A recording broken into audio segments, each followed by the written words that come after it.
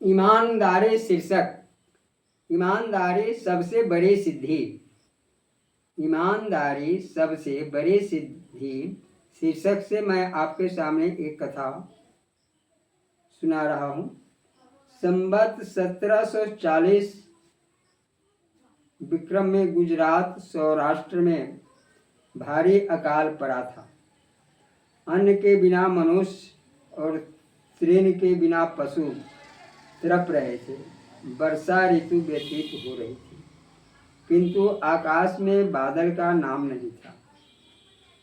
तत्कालीन नरेश ने यज्ञ कराए, साधु महात्माओं से प्रार्थना की, किंतु कोई लाभ नहीं हुआ। एक दिन किसी ने नरेश से कह दिया, आपके नगर के अमुक व्यापारी चाहे तो वर्षा हो सकती है। राजा स्वयं गए उस व्यापारी के यहाँ।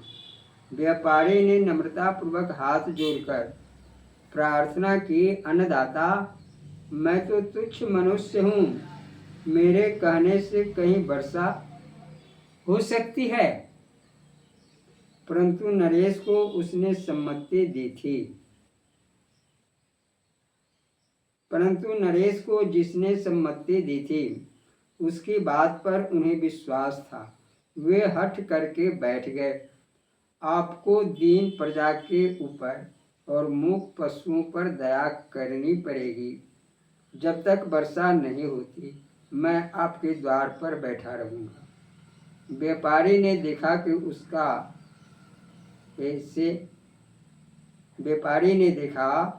उसका ऐसे छुटकारा नहीं हो सकता। उसने अपनी तराजू उठाई और बाहर आकर बोला, देवता और लोकपाल साक्षी हैं, यदि इस तराजू से मैंने कभी कम ज़्यादा तोला न हो, यदि यह तराजू सत्य और ईमानदार का सौदा ही तौलता रहा हो, तो देवराज इंद्र वर्षा करे। सबसे बड़ी सिद्धि तो है ईमानदारी।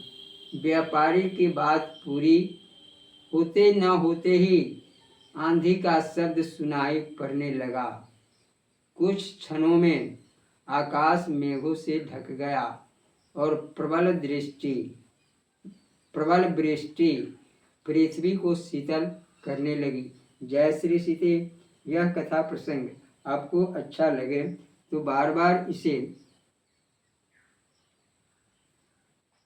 बार इसे सुनने का प्रयास करेंगे। जय श्री सीते।